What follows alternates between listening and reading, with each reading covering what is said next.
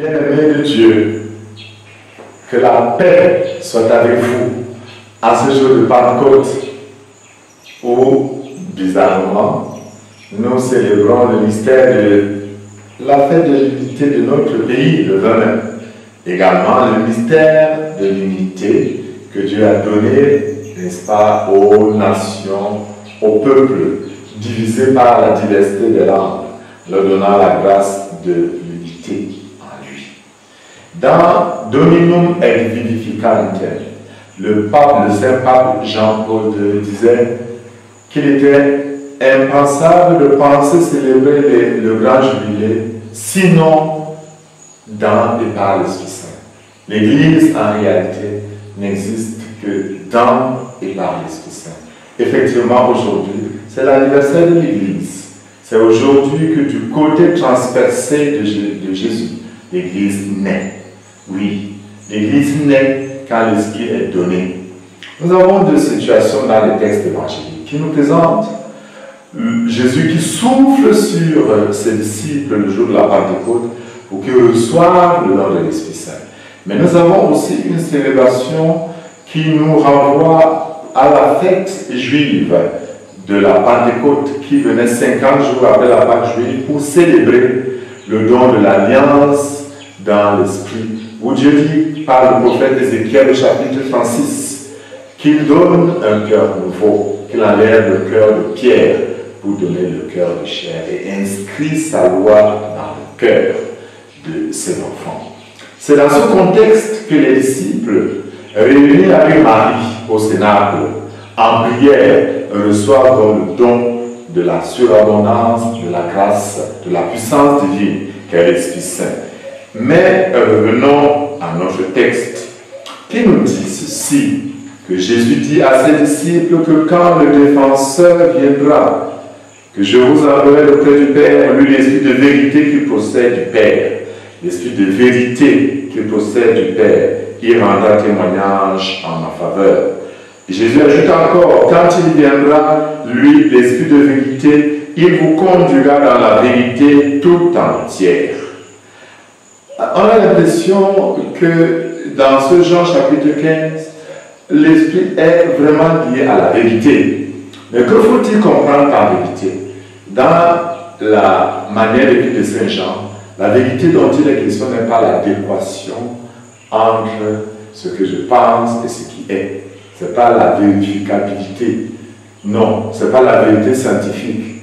En réalité, c'est la révélation de la plénitude du mystère de Dieu en Jésus, envoyé par le Père pour faire de nous des fils de Dieu, bref, pour nous sauver.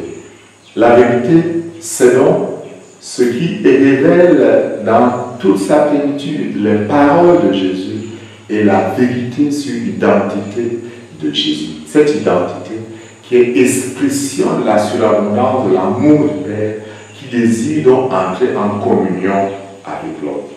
Et c'est ce que les textes aujourd'hui veulent nous dire. Cet esprit qui fait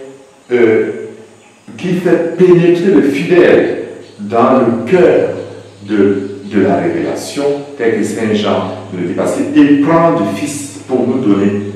Il fait sortir, j'allais dire, ce qui est caché, cette compréhension du mystère comme vérité cachée. À un certain sens, dans un certain sens, un peu vrai, mais seulement comme cette vérité qui se donne maintenant, cette réalité qui se donne à l'homme pour que nous entrions dans une vraie vérité. Et cette vérité n'est pas, comme je disais, une vérité intellectuelle. C'est une relation nouvelle. L'Esprit Saint est donné, effectivement, pour que nous soyons transformés. L'Esprit agit donc d'abord par sa capacité d'illuminer notre intelligence, pour que nous comprenions le mystère du salut. L'Esprit agit au niveau de notre intellect. Mais le même Esprit agit au niveau de notre liberté, de notre capacité de tenir, de notre conscience. On pourrait donc dire que le don de l'esprit associé est la tête et le cœur. Et ça fait cet esprit qui habite notre être dans sa totalité.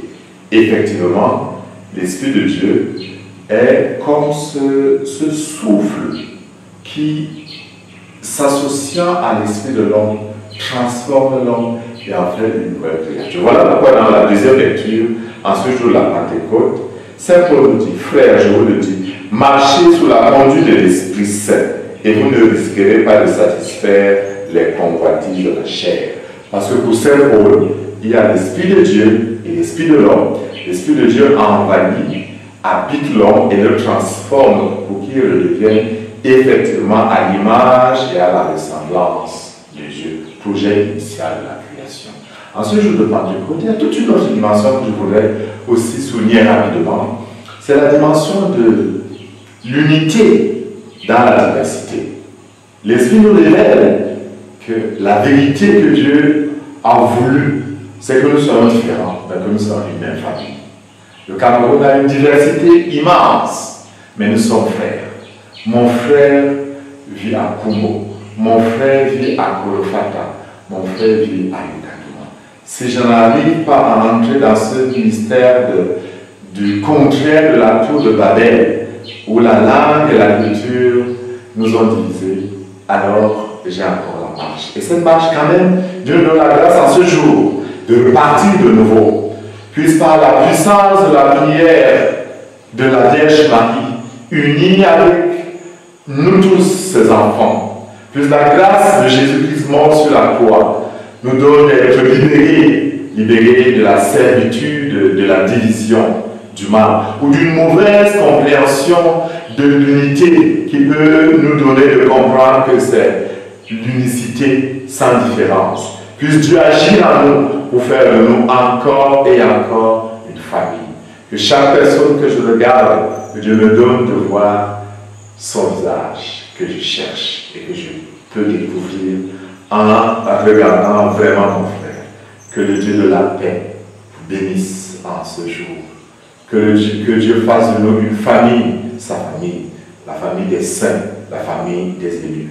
Et que l'Esprit Saint descende sur vous dans sa surabondance et nous tisse nous lie par des liens de paix. Au nom du Père et du Fils et du Saint-Esprit. Amen.